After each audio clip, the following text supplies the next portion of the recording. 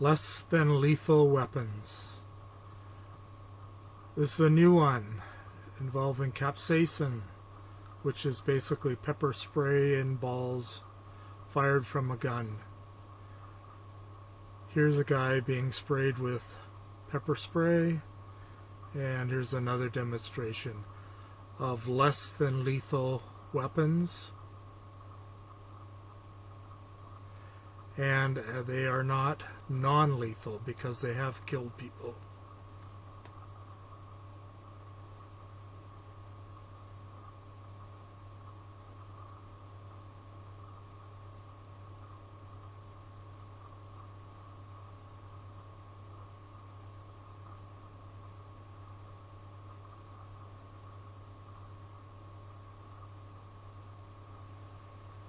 At their disposal to do a typical job to protect and serve all of us, the 99% of good cops.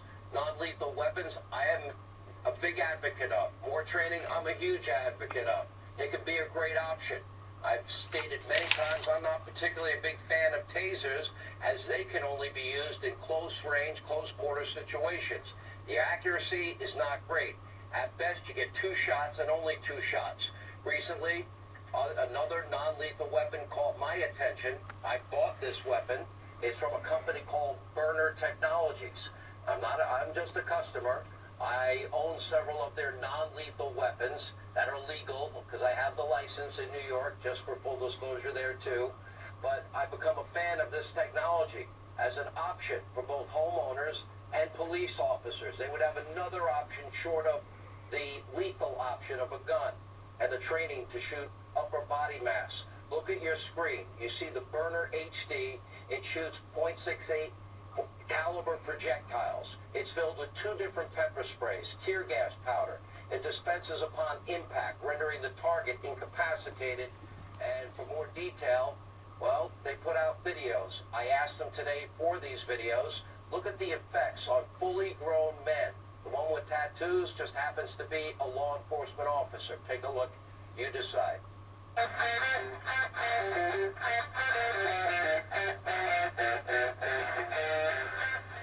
throat's on fire.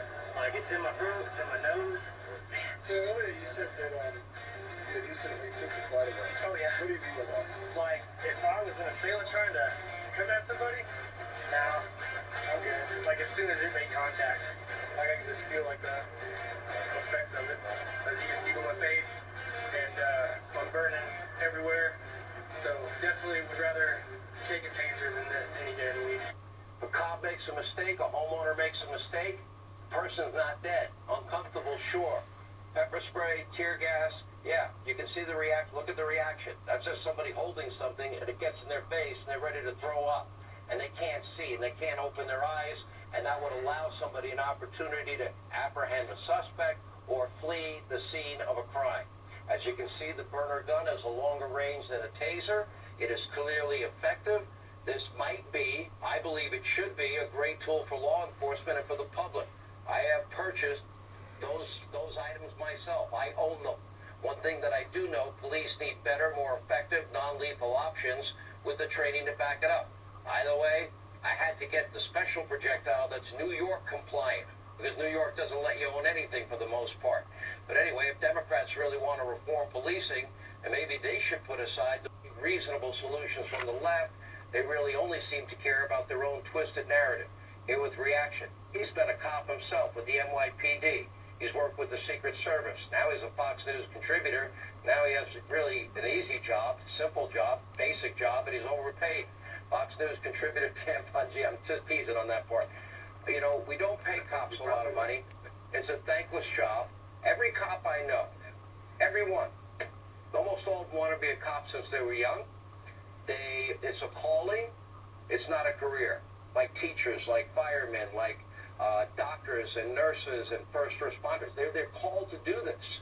You know, you've worked the streets of New York. Yeah. You know how hard it is. You see what's going on. What's your reaction? Yeah, I mean, I only had, I think, 25 or 30 people in my group in the NYPD Police Academy. It was a large class, but one of them's dead.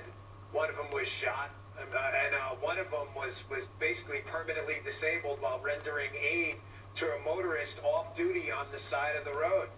I mean, your odds aren't very good, Sean. And that's why, last night I was so upset, and I still am today, about many people out there, injecting race into this, Sean. Clearly what happened in this incident with the female officer and the young black male is a tragedy. There's nothing else to add to that right now other than it was tragic. A young man lost his life. This woman's life's going to be altered forever. She's probably going to face, I'm guessing, criminal charges. From what I'm hearing, she's going to have to defend herself. But she is entitled to due process. But the immediate injection of a racist motives with no evidence to back that up whatsoever by many people in the media elite out there, can you think of a more destructive force in America than to not even understand the basic facts of the case and to immediately jump to, well, this was definitely racist? Your first question to these types of people should be, do you have any evidence of that at all? Or are you just purposely trying to make sure the United States burns to the ground by creating racial strife? Because there's no option C on that one. I just showed this non-lethal weapon. I'm not a big fan of the taser. I don't know how you feel about it. It's a close-range weapon only. I like it. Very, very specific circumstances.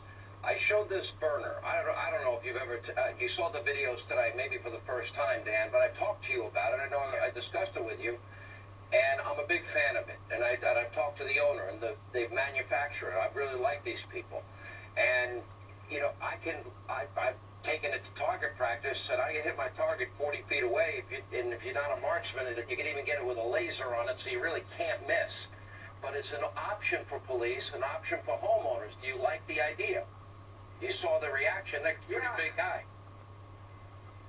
Yeah, I mean, I like the taser, too. I have one myself. They can be effective.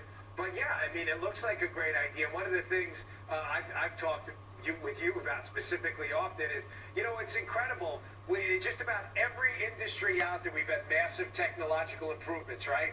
But think about policing.